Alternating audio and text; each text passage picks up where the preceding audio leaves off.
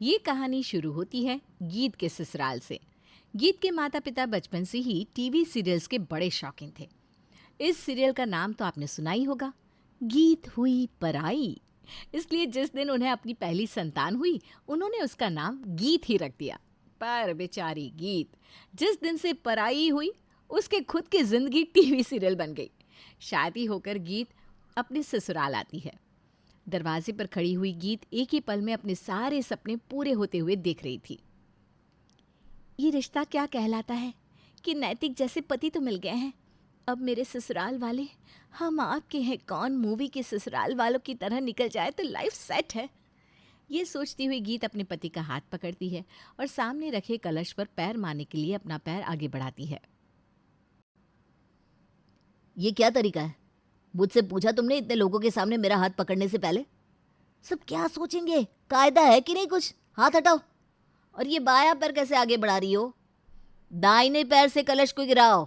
बताओ, ये भी नहीं सिखाया तुम्हारे घर वालों ने? क्या? अपने ससुराल की चौखट पर खड़ी गीत ने जब अपने पति के मुंह से ये सब सुना होगा तो उस पर क्या बीती होगी, ये तो आप समझ सकते हैं। गीत का मन टूट जाता है, पर अब वो पीछे हट भी तो नहीं सकती थी। शादी जो हो गई थी उसकी, अब ये रिश्ता तो उसे निभाना ही था। दाएं पैर से कलश को गिराकर गीत आगे बढ़ती है और अंदर जाकर सोफे पर बैठ जाती है, जिसे देखते ही उसकी ननद उसके पास जाकर कहती है, अरे भाभी, ये क्या? गृह प्रवेश करते ही आप आकर सोफे पर बैठ गई? अच्छा लगता है क्या? गांव से कितने रिश्तेदार आए हुए हैं, क्या सोचेंगे कि कमला बहू लेकर आई है या पेड़ का पत्ता जो कभी यहाँ गिर जा रहा है तो कभी वहाँ ऐसे सोफे पर धंस रहा है। ये अच्छा नहीं लगता। अपने कदम चलाते रखिए। अभी इन सारे मेहमानों के पैर छूने हैं आपको, और फिर बहुत सारी और भी रस्में बाकी है। चला ही लीजिए पैर छोटी बहू, इससे शुगर भी नहीं होगा। जिस हिसाब से कड़वाहट मिल रही है मुझे, यहाँ शुगर तो ऐसे भी नहीं होने वाला है चिमकनी। गीत की पूरी रात मेहमानों से जान पहचान करने और आशीर्वाद लेने में ही निकल जाती है। देखिए, बताइए तो पता भी नहीं चला और भोर के 5 बज गए। अब हम सब निकलते हैं भैरव। ऐसे कैसे? बहू के हाथ का कुछ खा कर तो जाओ, वरना गांव वाले क्या बोलेंगे कि हमारे गांव से हमने प्रमोद को भेजा, वो भी बिना बहू के हाथ का खाना खाए वापस आ गया। बैठिए ना अंकल जी, आपकी ट्रेन नहीं छूटने दूंगी, बस 2 मिनट दीजिए मुझे। पूरे दिन की थकी हारी गीत को बिना आराम किए ही किचन में जाना पड़ता है और वो मेहमानों के लिए चाय नाश्ता बनाकर उन्हें परोसती है। कुछ देर बाद सभी मेहमान वापस लौट जाते हैं और सुबह के 7 बजे गीत फ्री होकर अपने कमरे में आराम करने जाती है। इस बात को 2 घंटे भी नहीं होते कि बाहर हॉल से बातें करने की आवाज़ अंदर कमरे में आने लगती है। बहू को इतनी देर सोने को दे रही हो कमला, माना तुम मन की सीधी है, पर इतनी भी छूट सही नहीं। अब ये तो अपनी खुद की समझ होती है ना विमला, कि यह ससुराल है, मायका नहीं। ऊपर से अभी अभी शादी हुई है, घर में लोग हैं।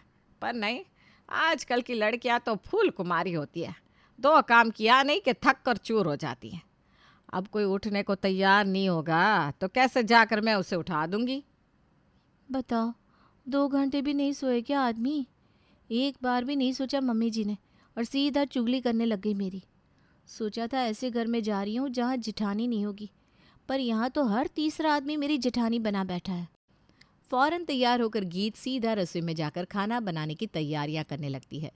खाना बनाकर गीत सभी को परोस रही थी कि उसके सर से पल्लू सरक जाता है, जिसे देखते ही गले को खराशता हुआ शैलेश उसे इशारा करता है। जरा भी कायदा नहीं है इसे, कसम से। कुछ देर बाद शैलेश के साथ साथ भैरव भी काम के लिए निकल जाता है। फिर प्रिया किचन में जाकर अपनी भाभी से कहती है, ओहो ओ माय गॉड, ये क्या झोंक लगाया आपने भाभी? पूरे घर में सभी छीके जा रहे। और ये क्या, ऐसे बनती है क्या रोटियां? मैं तो देख कर बता सकती हूँ, आपकी कोई भी रोटी फूली नहीं होगी। जो रोटियां फूली नहीं होती ना, वो कितनी भारी होती है पेट के लिए, पता भी है आपको? अब ऐसी रोटी को हम खाएंगे और बेकार में हमारी चर्बी बढ़ जाएगी। सॉरी दीदी। अरे मुझे क्या सॉरी बोल रही हो? सॉरी बोलना है तो मम्मी पापा को बोलो। आज सुबह नाश्ते के टेबल पर क्या हुआ देखा मैंने? कैसे बेचारे शैलेश भैया का मूड खराब हो गया था। अब ऐसा मुंह भी मत बना लीजिए भाभी, घर की बहू का मुंह ऐसा उतरा हुआ अच्छा नहीं लगता। मैं तो आपको सलाह दे रही थी, मानना न मानना आपके ऊपर है। और गर्मी की भरी दोपहरी में इतने गरम गरम शब्द अपनी भाभी के सर पर मारकर प्रिया जी तो निकल जाती है रसोई से बाहर। किस घर में ब्याह कर आ गई मैं? यहाँ तो हर कोई मेरा दुश्मन बना बैठा है, मुझसे ऐसे नहीं रहा जाएगा यहाँ। गीत अपनी माँ को फ़ोन करती है और सारी बात बताती है। जब इस घर का रिश्ता ढूंढा था आपने मम्मी, तो क्या कहा था? बेटी अकेली बहू रहेगी, तू राज करेगी, एक ननद है जो चली जाएगी कल को, जेठानी भी नहीं, देवरानी भी नहीं। इससे अच्छा कोई जेठानी रह लेती मम्मी, ज़रा मैं उनसे दो बातें तो कर पाती। यहाँ तो क्या सास, क्या पति, क्या ननद, सभी मेरे जेठानी बने बैठे हैं। यहाँ तक कि फर्स्ट नाइट भी मैंने अपने पति के साथ नहीं बिताई। दरवाजे पर ही मैंने उनका हाथ के पकड़ लिया, उन्होंने तो उसमें ही ड्रामा कर दिया था।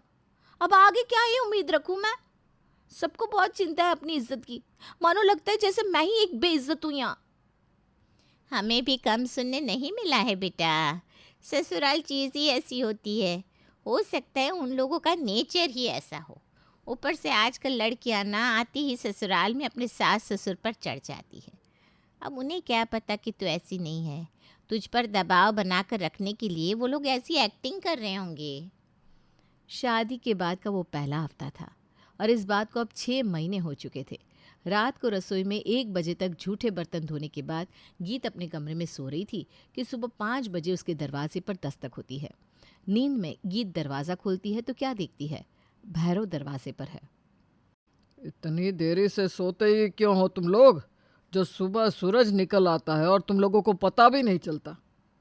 दरवाजे पर सासों को तो इस तरह से आते तो देखा था, पर मेरी किस्मत देखो भगवान, जो ससुर तक आकर जगा देते हैं। गीत फौरन तैयार होकर काम पर लग जाती है।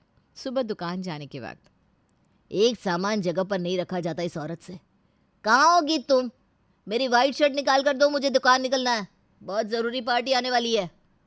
अरे कहाँ हो?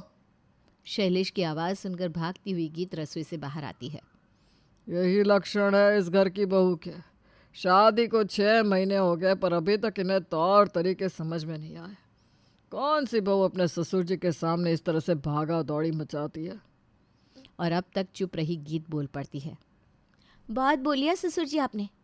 यहाँ जब ससुर ससुर जैसे काम नहीं कर रहा तो बहू कायदे में कैसे रह सकती है? कौन सा ससुर अपनी बहू के कमरे के बाहर आकर दरवाज़ा पीटता है? प्राइवेसी के नाम की तो कोई चीज़ ही नहीं मिलती मुझे इस घर में।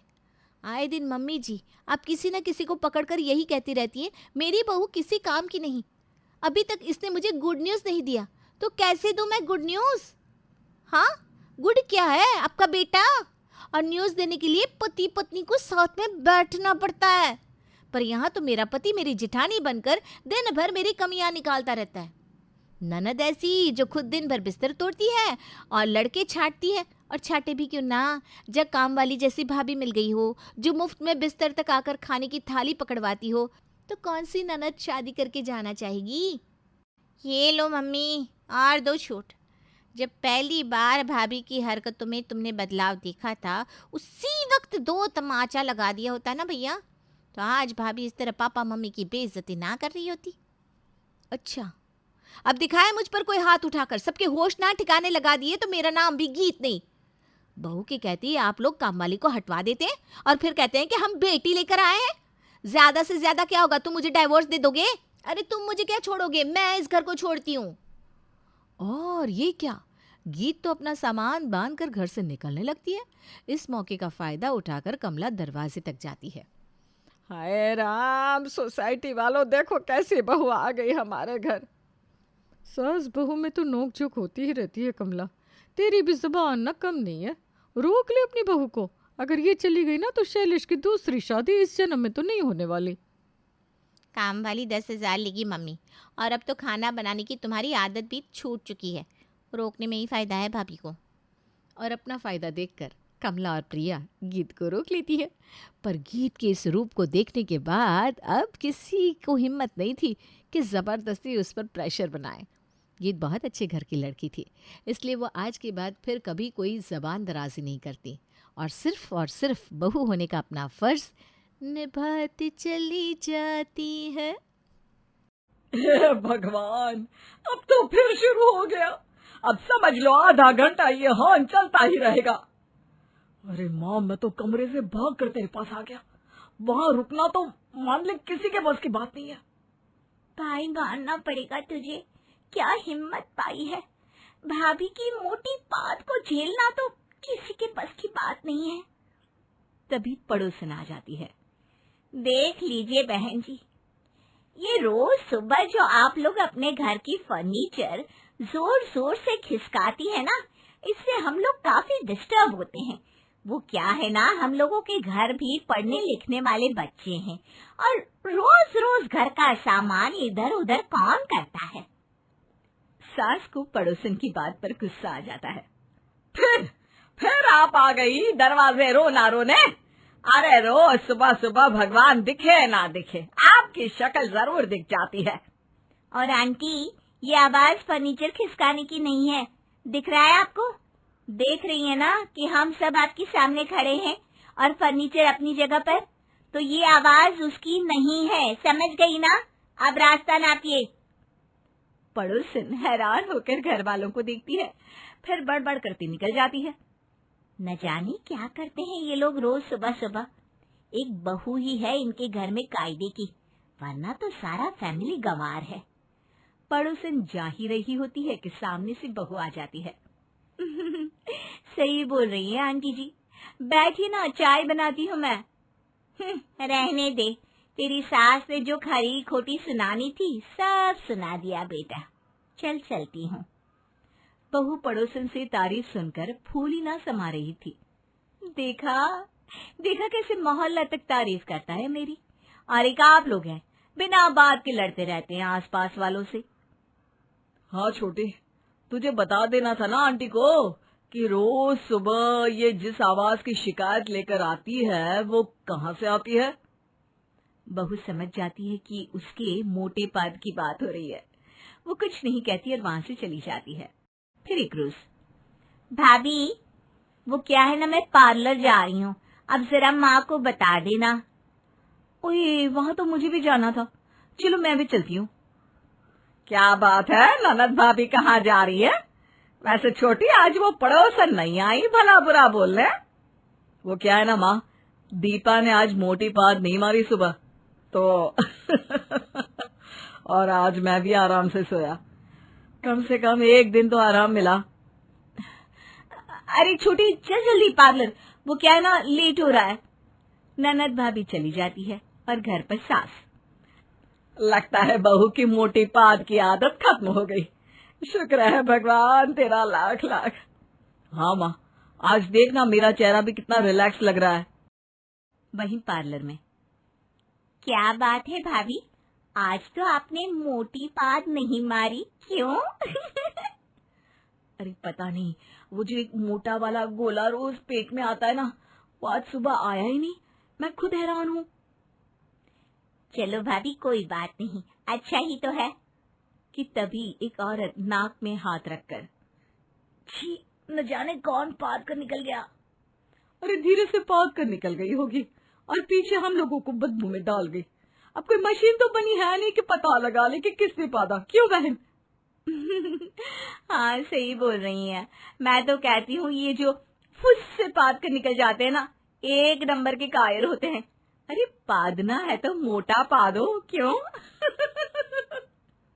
ननद भाभी की बात पर हैरान रह जाती है कि तभी पार्लर वाली, जिसे दीपा में अपना मोटा कस्टमर दिख रहा होता है, कहती है, और क्या सही बोल रही हो, मोटा पादो मोटा, ये क्या फुस करके निकल गई। सही बोल रही हैं आप।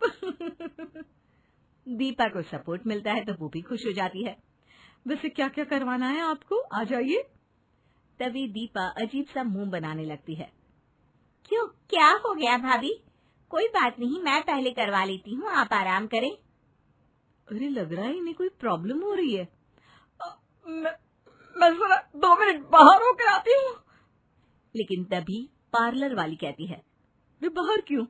पार्लर है मेरा एसी वाला, चारों तरफ से बंद है, न अंदर की हवा बाहर आ सकती है न बाहर के अंदर। आप आराम करिए, यही मैं पहले आपकी ननद का कर दूं, फिर आपका करती हूँ, ठीक है ना? दीपा तो समझ चुकी थी कि अब वो सैलाब उसके पेट से उमड़ घुमड़ रहा है, जिसके बाद वातावरण में शांति भंग होती है। ननद को भी समझ में नहीं आ रहा था कि ये हो क्या रहा है। अरे भाभी सही तो कह रही हैं आंटी, बैठ जाइए ना। बैठ जाइए ना, ये तो हो गया, लेकिन ये क्या, दीपा का गोला बड़ी पाद बनकर बाहर निकल ही जाता है और जोर से आवाज होती रहती है। हाय रे छीछी, देख लो गरजने के साथ कुछ बरस पे तो नहीं गया। हमें बाहर जाना है, बाहर का रास्ता कहाँ है? मेरा तो सोता बच्चा डर के मारे उठ गया। हाय रे क्या है ये, मेरे पूरे कस्टमर भगा दिए। इतनी मोटी पात तो मैंने अपने जीवन में नहीं सुनी। अरे कौन पाता है इतना मोटा? हाय रे मेरे कस्टमर।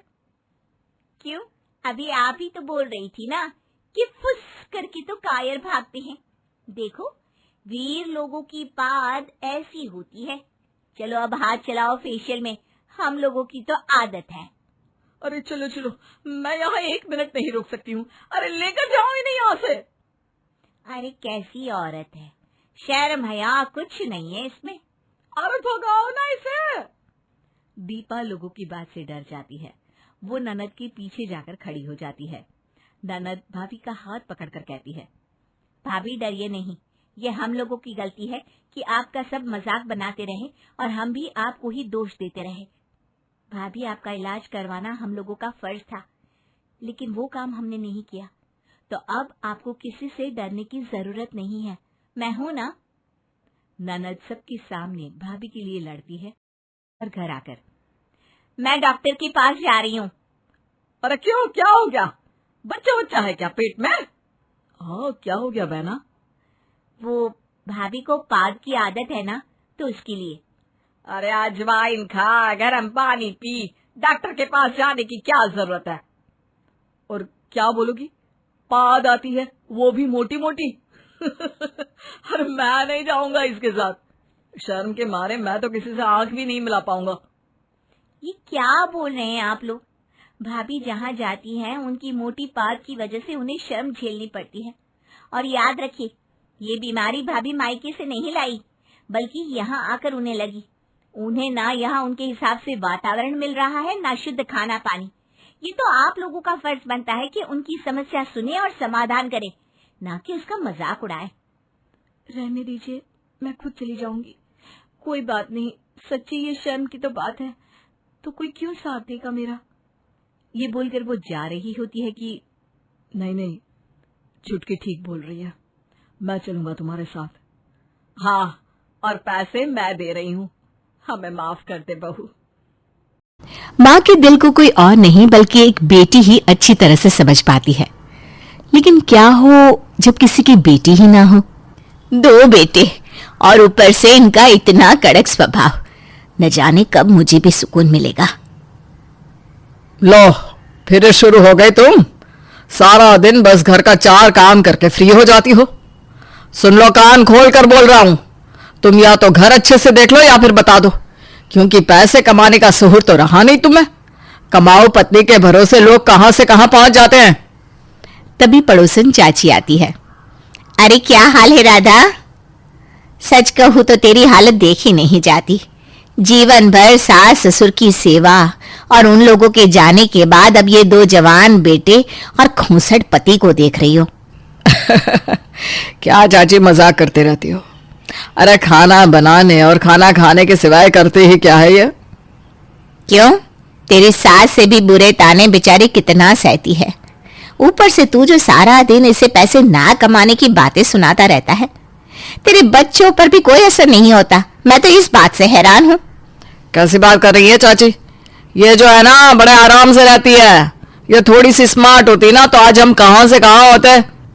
अच्छा ये बताओ कि कैसी होती मैं, किसके जैसी बनती, बताइए ना। कैसी बातें करते रहते हैं। अरे तुम तो एक शब्द मत बोलो। मेरे बड़े भाई की बीवी यानी मेरी भाभी कितना कमाती है, वो लोग तो तेरे साथ रहना ही नहीं चाहते हैं। अरे मेरे छोटे भाई की बीवी, उसे देखो कितनी ऊंची पोस्ट पर है, कितना अच्छा मकान ले लिया। और एक मैं अभी तक वही पापा के मकान में रहता हूं, जिसका कब बंटवारा हो जाए कुछ नहीं पता। अरे पता भी नहीं कि माँ बाबूजी क्या वसीयत बना गए हैं देख राजेश, तेरी बड़ी भाभी ने भी कमाना तब शुरू किया जब राधा आ गई। शादी के दूसरे दिन से तो इसके सर पूरी जिम्मेदारी थी, किसी ने नहीं देखी। बूढ़े सास ससुर की सेवा, जेठ देवर सबके लिए खाना पीना, कौन था इसके साथ? देखे चाची, उसकी कमी को ना उसकी महानता ना ही बताओ, इससे अच्छा तो नौकरानी ले आता। ये बोलकर राजेश तो चला जाता है, लेकिन राधा, उसे समझ में ही नहीं आता कि वो क्या करे। रो रो कर बुरा हाल कर लेती है। अरे रो ना, तेरे रोने के दिन गए। तेरे बड़े बेटे आदित्य के लिए लड़की ढूंढ कर लाई हूं, खूब अच्छी लड़की है। तभी आदित्य आ जाता है। अच्छा चाची ठीक है, पर ये तो बताओ कि कमाती कितना है? ये तो नहीं ना कि माँ की तरह निठल्ली है, हाँ? माँ चल जल्दी से खाना लगा, भूख लग रही है। राधा बेटी की बात सुनकर परेशान हो जाती है, लेकिन करे क्या, बेटा सही तो बोल रहा है। अरे निठल्ली ही तो है। वाह, जो निठल्ली है ना, बस एक दिन बैठ जाए फिर समझ में आएगा। बेटा कमाती है बहुत अच्छा, मुझे तो लगता है शायद तुझसे भी अच्छा। खैर, दोनों पक्षों की बात होती है, मामला जम जाता है और घर पर आ जाती है मीरा। अरे सासू माँ कहाँ गई? सुबह सुबह दिखाई नहीं दे रही हैं। अरे कर रही होगी कुछ घर के लिए, कौन सा देश की अर्थव्यवस्था संभाल रही है। मीरा को बेटे के मुंह से माँ के लिए ऐसी बात सुनकर गुस्सा आ जाता है, लेकिन नई नई बहू क्या बोलती, वो सोच ही रही होती है कि सास आ जाती है। ले बहू चाय पी ले, ऑफिस में तू क्या ले जाएगी बता दे, मैं बना दूंगी। अरे कैसी बात करिए माँ जी, आप क्यों बनाएंगी? अरे आपको खाने में क्या पसंद है बताइए, मैं बना दूंगी। अरे नहीं नहीं, तुम थक जाओगी, आदत है इनकी, वैसे भी करती ही क्या है, और ये नहीं करेगी तो कौन करेगा? तुम नौकरी वाली हो। हूं तो क्या घर का काम नहीं कर सकती? बिल्कुल कर सकती हूँ। चलिए माँ जी। अब ये क्या, जो सास अकेले सारा दिन सबका सुनकर खट रही होती है, उसका हाथ बटाने उसकी बहू आ जाती है। फिर एक रोज, देखो मैं देख रहा हूं, तुम दिन पर दिन मुटाती जा रही हो, ना कोई काम ना कोई धाम। अरे कैसे करूंगा मैं मैनेज अकेला? कैसे मैंने घर चलाया है मैं ही जानता हूं। बेटे के कमाने के बाद भी मुझे कमाना पड़ रहा है। कहीं कल को इस घर का सारा हिस्सा माँ पापा बड़े और छोटे भाई के नाम ही ना कर गए हो। तुम जैसे डफर को देखकर तो यही किया होगा। बेटा ससुर की बात सुन लेती है कि कैसे वो सास पर चिल्ला रहे होते हैं, उसे बहुत बुरा लगता है। तो वहीं सास भी देख लेती है कि बहू की निगाहें उसे ही देख रही है। आज पहली बार किसी बाहर वाले के सामने बेइज्जती सास बर्दाश्त नहीं कर पाती। वो कमरे में जाकर बैठ जाती है और शांत हो जाती है। बहू जब सास के पास जाती है तो सास खुद को संभाल नहीं पाती और जोर जोर से रोने लगती है। मेरे साथ पिछले 30 साल से हो रहा है बहू, मुझे तो इसकी आदत हो गई है। लेकिन माँ जी, आप कोई काम क्यों नहीं करती? जब पापा और बच्चे सभी चाहते थे तो। कैसे करती बेटा, शादी के बाद बुजुर्ग और बीमार सास ससुर की जिम्मेदारी देकर जिठानी तो निकल गई। कुछ वक्त बाद ही दोनों बच्चे हो गए। अब घर देखूं या फिर नौकरी। ठीक है माँ जी, लेकिन अब मैं आ गई हूं ना, बोलिए अब क्या करना चाहती हैं? सास को पहली बार किसी का साथ मिलता है तो वो खुश हो जाती है। मैं कुछ नहीं, वैसे किसी ने मुझसे ये पूछा नहीं। माँ जी, अब मैं आपके साथ हूं। पिताजी ऐसे ही हमेशा आपकी बेइज्जती नहीं कर सकते। अगले रोज बहू की छुट्टी होती है। दोनों सास बहू बैठकर चाय पीती हैं, फिर निकल जाती है कहीं दूर। बहू पता है, मैं सिलाई का काम बहुत अच्छा कर लेती हूँ। कुछ दिनों तक इन सबके कपड़े मैं खुद ही सिलती थी। कहती थी बाजार से लेकर आई हूँ। घर का काम काज खुद करके पैसे भी बचाए हैं। अरे वाह माँ जी, क्या बात है, ये तो बहुत अच्छा है। तो चलिए आपके ही बचाए पैसे से आपके लिए कोई काम खुला जाए। सास बहू घर के पास ही एक दुकान खरीद लेती हैं। कुछ सास के पैसे, कुछ बहू के। उसे तैयार करके सास के हाथ में चाबी रखकर बहू कहती है, ये लीजिए माँ जी, आपका खुद का काम करिए, और हाँ, मेरे कपड़े भी अब आपकी बुटीक से ही आएंगे। अब तो सास काफी बिजी हो जाती है। एक दिन, यह क्या है राधा, मैं देख रहा हूं कि तुम्हें घर की कोई चिंता ही नहीं है, ना वक्त पर खाना ना चिंता घर की। वो मैं बुटीक में। हाँ हाँ पता है, बुढ़ापे में काम शुरू करके न जाने कौन से बड़ी बिजनेस वुमन बनने की कोशिश कर रही है। ससुर सास की बेइज्जती किए जा रहा था, तभी बहू आ जाती है। पापा जी माफ करिएगा, लेकिन माँ को कुछ बोलने से पहले ये देखिए, ये ताऊ जी ने भेजा है। कहा है उनको और चाचा को इस पे कोई दिक्कत नहीं है। ससुर कागज खोलते हैं जो प्रॉपर्टी का होता है, और उसमें ससुर के पिता की चिट्ठी लिखी होती है। ससुर चिट्ठी पढ़कर राधा को गले लगा लेता है। अब क्या लिखा है चिट्ठी में? यही माँ जी कि उनकी मछली बहू के नाम वो अपनी पूरी प्रॉपर्टी कर रहे हैं, क्योंकि जब सबने साथ छोड़ा तो माँ ने उनका साथ दिया। हाँ पापा, आज माँ की एक बार की कमाई ने हम सबको वो दे दिया जिसके लिए हमें सारा जीवन लगाना पड़ता, हमारा अपना मकान जो कि करोड़ों का है। आज के समय में तो हम इसे लेने की सोच भी नहीं सकते। सास बहू को गले लगा लेती है। आज जो सम्मान तूने दिलाया है ना बेटा, उसकी बात तो तय है कि माँ को बिटिया ही समझ सकती है, चाहे वो बेटी के रूप में हो या बहू के रूप में।